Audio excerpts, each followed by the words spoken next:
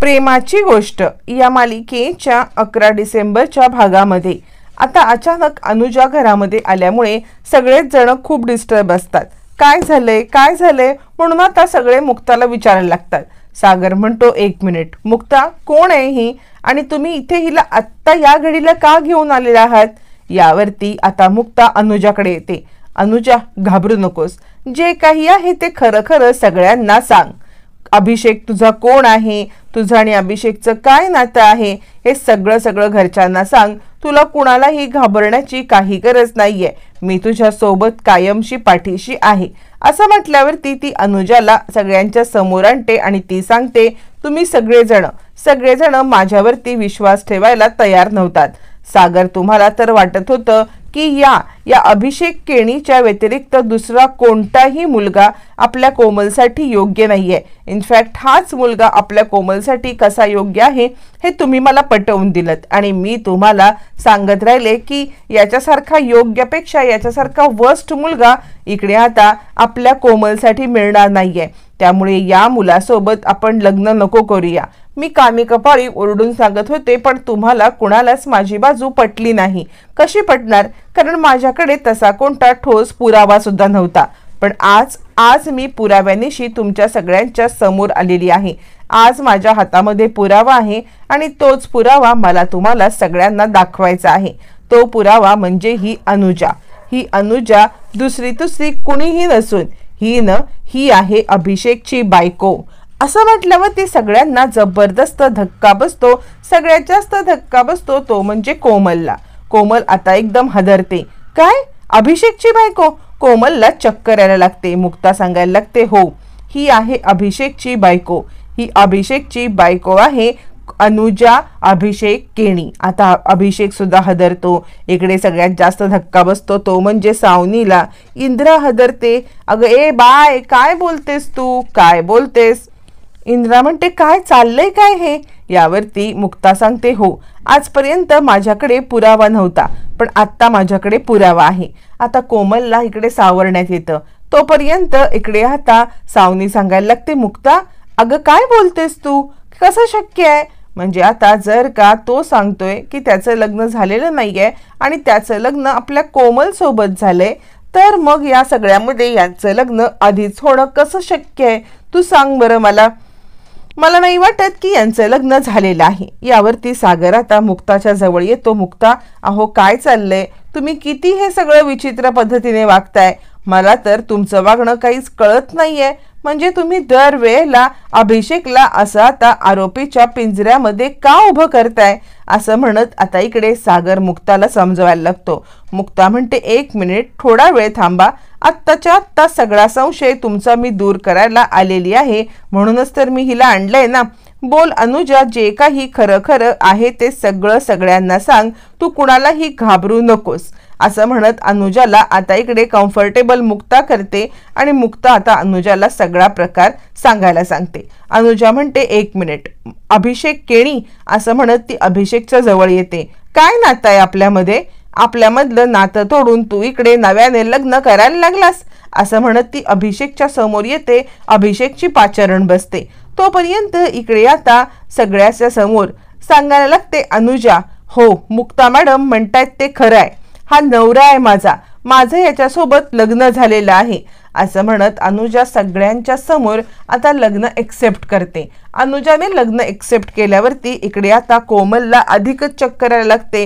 कोमल खाली कोसळते.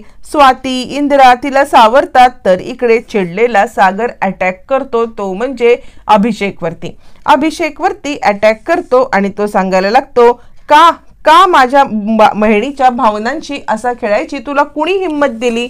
कुणी सांगितलं तुला हे सगळं करायला?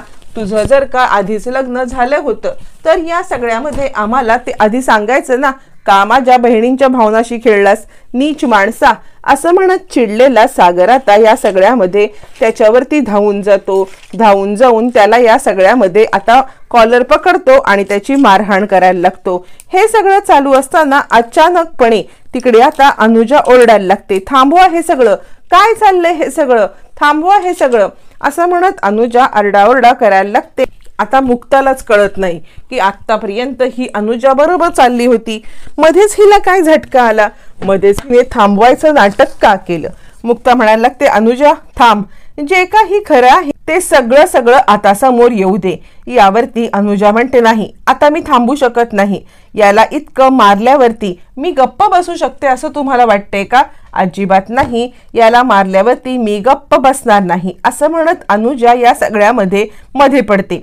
सागर चिडलेला असतो. अनुजा म्हणते, थांबवा हे सगळं, प्लीज थांबवा हे सगळं, कुणीतरी गप्प बसा, मी तुम्हाला जे काही सांगते ते ऐका. मी हा माझा नवरा आहे असं मी म्हटले, पण ते मी खोटं बोलले होते म्हटल्यावरती मुक्ता म्हणते, अनुजा काय आहे हे सगळं? यावरती अनुजा म्हणते, थांबवा आता हे. मुक्ताबाईंनी हे सगळं थांबवा. तुम्ही मला सांगितलं होतं की प्रँक करायचं आहे, अभिषेकच्या लग्नामध्ये येऊन मी फक्त सांगायचं आहे की मी याची बायको आहे म्हणून मी हा प्रँक केला, पण बाकी माझ्या मित्राला हा सगळा त्रास होईल किंवा त्याला अशी मारामारी होईल हे मला अजिबात माहिती नव्हतं, नाहीतर मी या सगळ्यामध्ये कधीच हा प्रँक केला नसता. मुक्ताबाईंनी तुम्ही तर मला म्हटला होतात की हा फक्त प्रँक होईल आणि विषय संपेल, पण मला माहित नव्हतं की तुमचा नवरा अभिषेकला इतका जोराजोरात मारेल, नाहीतर मी हा प्रँक कधीच केला नसता. यावर स्वाती म्हणते, अनुजा काय बोलतेस तू? काय खरंय काय खोटंय?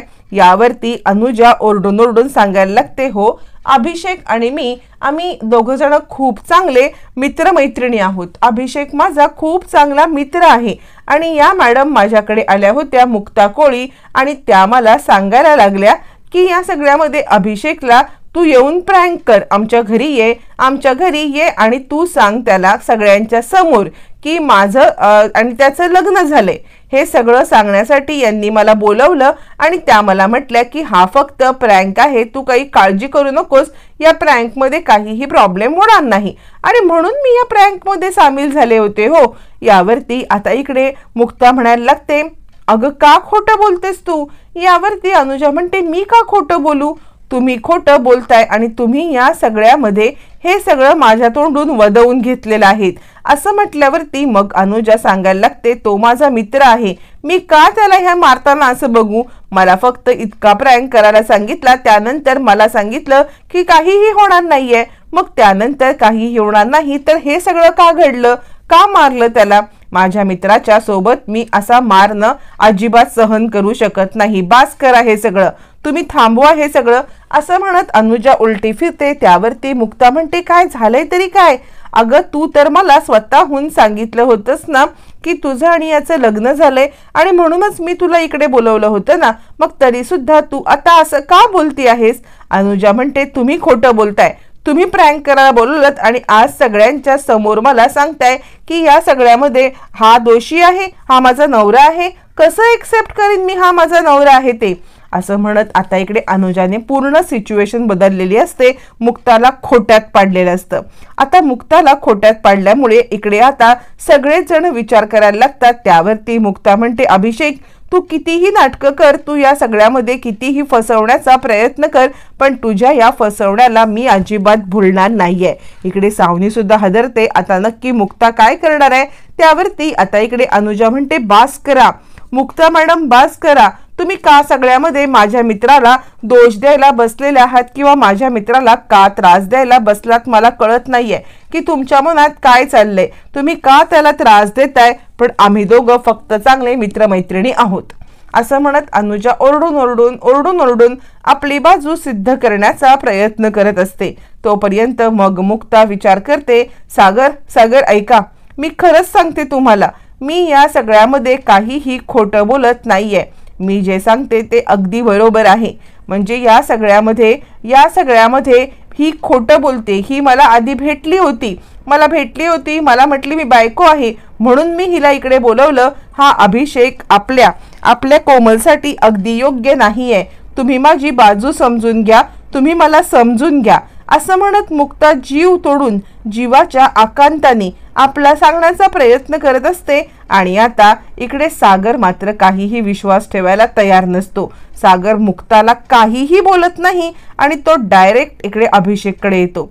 अभिषेककडे आल्यावरती तो हात जोडतो, अभिषेकराव खरंच मला माफ करा आणि अभिषेकची जी कॉलर त्याने पकडलेली असते ती कॉलर तो नीट करण्याचा प्रयत्न करायला लागतो आणि त्याच वेळेला इकडे आता अभिषेक म्हणतो बाद झालं दादा, आता या सगळ्यामध्ये मला न कंटाळा आलाय, दरवेळेला परीक्षा द्यायची, दरवेळेला हे आरोप सहन करायचे आणि दरवेळेला या सगळ्या गोष्टी सहन करायच्या, या गोष्टींचा खरंच मला कंटाळा आलेला आहे, बाद झालं आता या सगळ्यामध्ये मी काहीही ऐकू शकत नाहीये. सागर म्हणतो ऐका ना, खरंच आमचा गैरसमज झाला, मुक्ता असं का वागतायत ही गोष्ट मला खरंच कळत नाहीये, पण त्या आत्तापर्यंत असं कधी वागतच नव्हत्या, आज अचानक त्यांना काय झाले माहित नाहीये, त्यांच्या वतीने आणि कोळी कुटुंबाच्या वतीने मी तुमची माफी मागतो.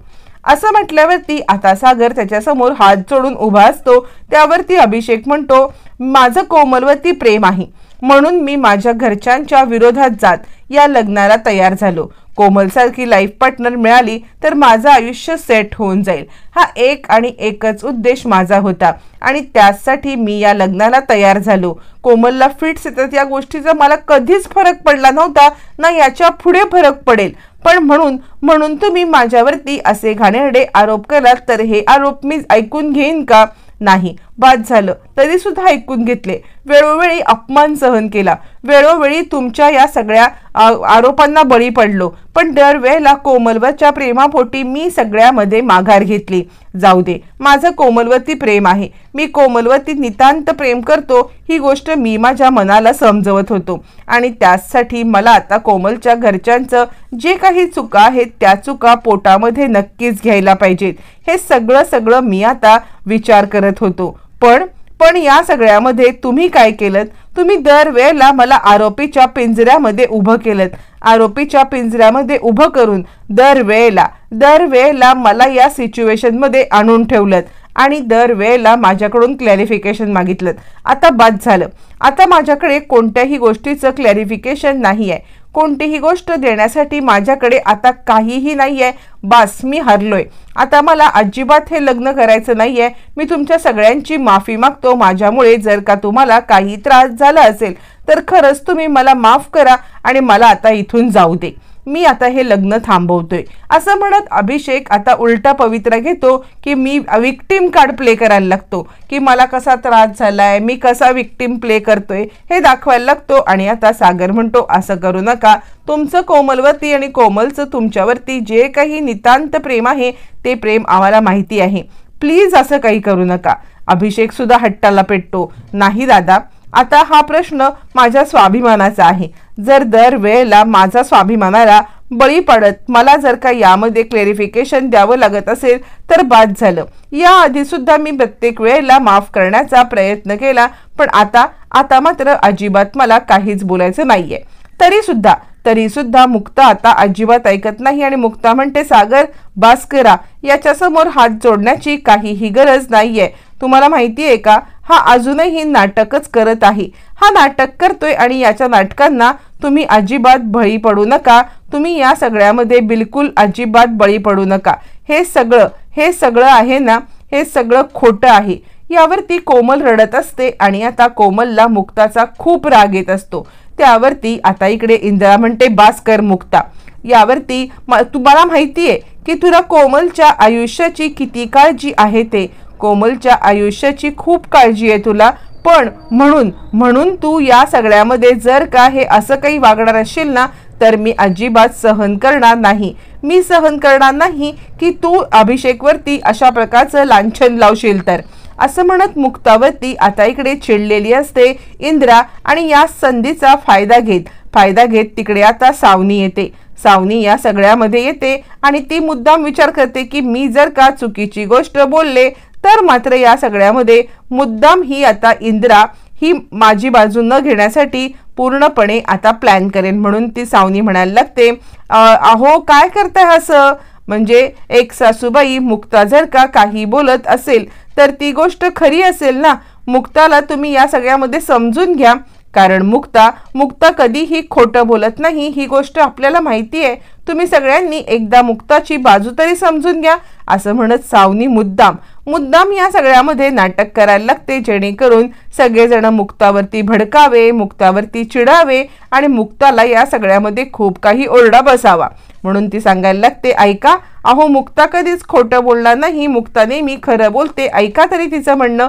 यावरती इंद्रा चिडते आणि ए सावने, आधीच माझं डोकं फिरलंय, तू या सगळ्यामध्ये काही बोलू नको असं म्हणत ती आता सावनीला पण भडकवते. आणि त्यानंतर इकडे आता हात जोडत सागर आता अभिषेकच्या समोर येतो. प्लीज अभिषेक, तुम्ही हे लग्न मोडू नका असं म्हणायला लागतो. त्यावरती अभिषेक म्हणतो, दादा नको आता, म्हणजे अजून परीक्षा देण्याची माझी आता अजिबात इच्छा नाहीये आणि त्याच्यातच हे घडतच राहणार आहे. मुक्ता वहिनीला जर का या सगळ्यामध्ये माझ्यावरती विश्वासच नाहीये, तर आता ह्या विश्वासाला मी कसा काय हे करू किंवा हा विश्वास मी कसा काय कमवू मलाच कळत नाहीये. बाद झालं आता हे लग्न थांबवा. यावरती आता कोमल रडायला लागते, ऐका ना तुम्ही असं काही करू नका, या सगळ्यामध्ये माझं तुमच्यावरती खूप प्रेम पण आहे, माझा तुमच्यावरती पूर्णपणे विश्वास सुद्धा आहे आणि मी तुमच्यावरती मनापासून प्रेम करते, त्यामुळे आता हे लग्न तुम्ही मोडू नका. इकडे सागर हात जोडून उभा असतो, तिकडे कोमल रिक्वेस्ट करत असते. कोमल रिक्वेस्ट करायला आल्यावरती नाटक करत अभिषेक सांगायला लागतो, कोमल तू हात जोडू नकोस, तू इकडे ये बरं माझ्यासोबत असं म्हणत तो कोमलचा हात धरतो. कोमलचा हात धरून तो या सगळ्यामध्ये आता तिला समोर आणतो. कोमलचा हात धरून समोर आणल्यानंतर मग मात्र आता तो तिला एका ह्याच्यावरती सोफ्यावरती बसवतो. सोफ्यावरती बसवल्यावरती आता मात्र तो कोमलला सांगायला लागतो, कोमल ऐक, तू इथे बस, मला तुझ्याशी खूप महत्त्वाचं बोलायचं आहे.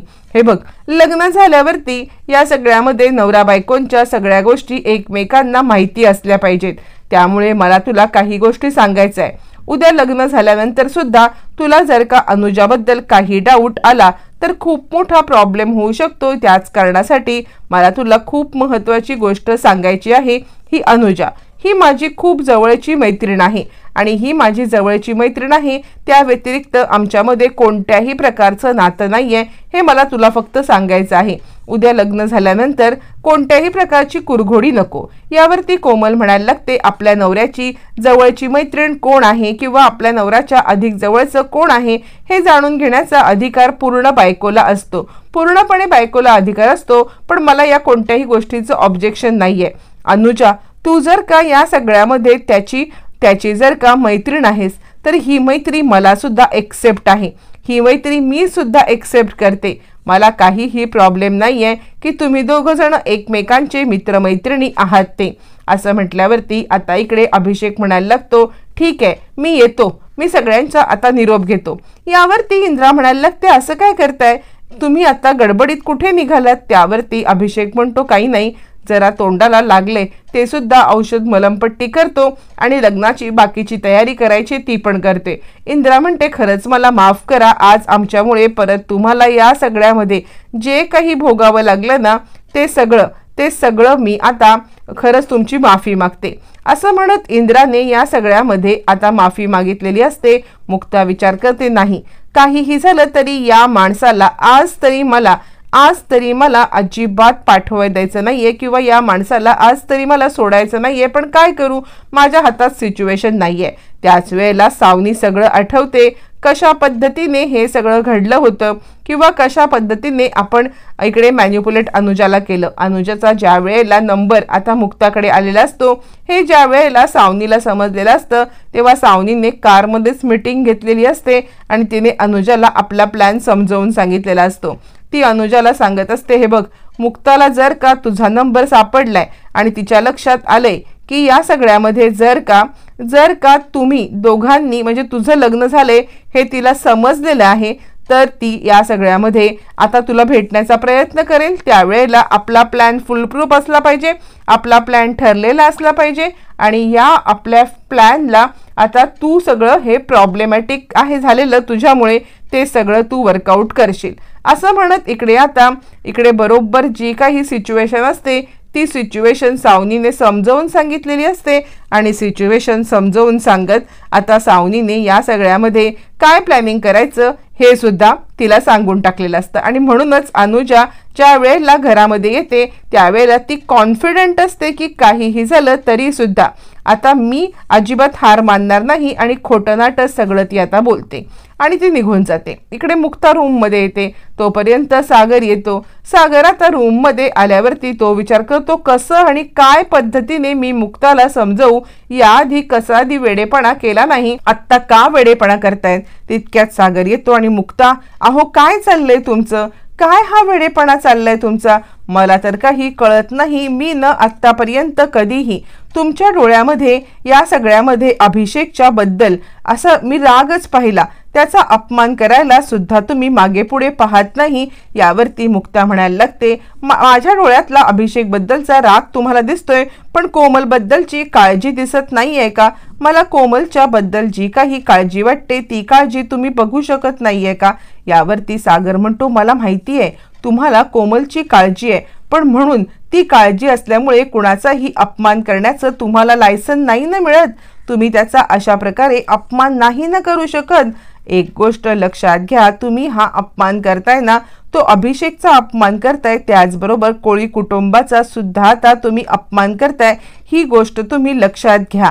असं म्हणत तो मुक्ताला समजवण्याचा प्रयत्न करत असतो.